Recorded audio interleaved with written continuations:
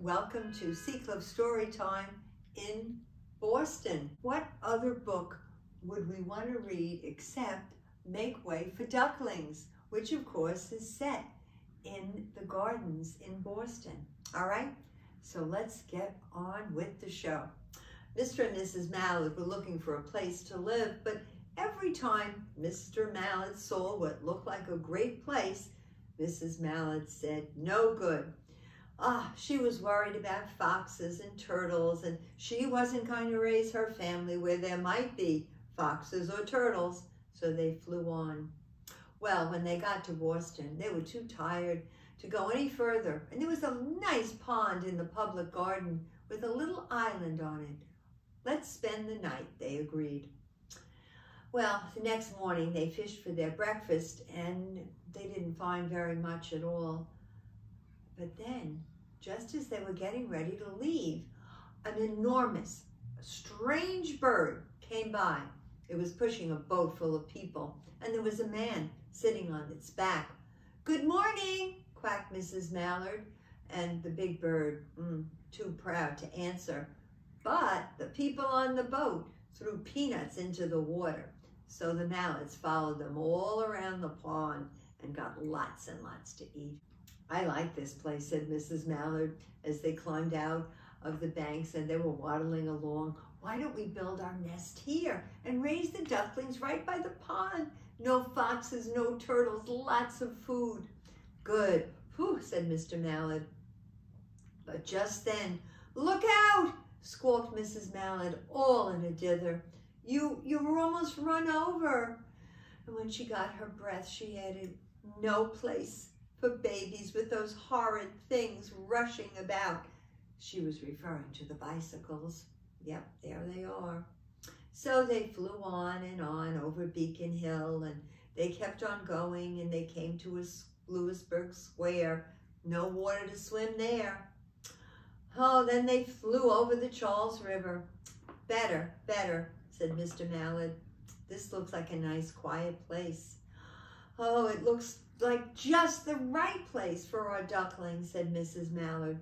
So they set up a cozy spot, built a nest, and all their wing feathers started to drop. They weren't going to be able to fly again until the new ones came in. But of course they could swim, and one day they swam over to the park and they met an amazing, wonderful policeman, Michael. And Michael gave them some peanuts. Well, after Mrs. Mallard had laid 8 eggs, she couldn't go visit Michael anymore. But Mr. Mallard thought that he would take a walk. So the 8 little ducklings had already hatched, and Mrs. Mallard was watching them. And he said, "How about I go check out that beautiful park that we had been at with the peanuts? Meet me there." And she said, Mrs. Mallard said, "Of course." So there they went. She got them all together, each and every one of them. There was Jack and Cack and Lack and Mack and Knack and Ack and Pack and Quack, and they all fell in line and they followed their mother. They got out of the pond and they came to, oh no, a busy street, and the cars were honking, and it was too hard for those little ducklings to get across. Oh no, Mrs. Mallard did not know what to do. When all of a sudden she heard a whistle. It was their friend Michael, the policeman. He blew his whistle loudly and he ran and he stopped the traffic. And sure enough, Mrs. Mallard and all her little ducklings crossed the street. But there were more streets ahead before they could get to the park. So sure enough, Michael rushed back to the phone booth and called all the other policemen to come meet him on the corner.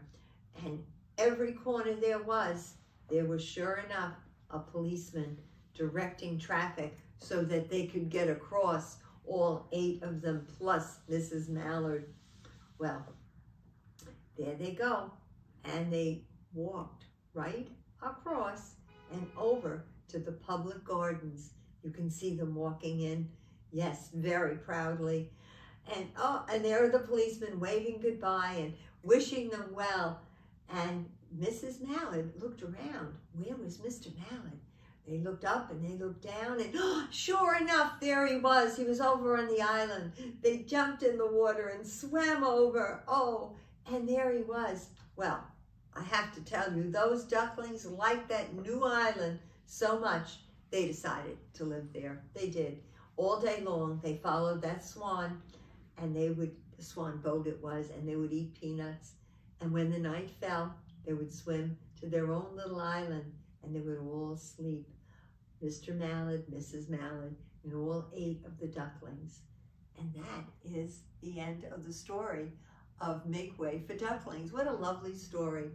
Well, how about we sing to Boston? All right? Happy Boston to you, happy Boston to you, happy Boston, everyone, happy Boston to you. Thank you, cameraman Dan. I hope Oberon and Aaron are fine back in Seacliff. And I believe that Molly, Alice, and baby Teddy, Joe and Jillian, are here in Boston. And I know that they're going to visit. They're going to visit the public gardens. They certainly will. And we're going to be visiting the Barbara Pym Conference. And remember, I love you all very, very much.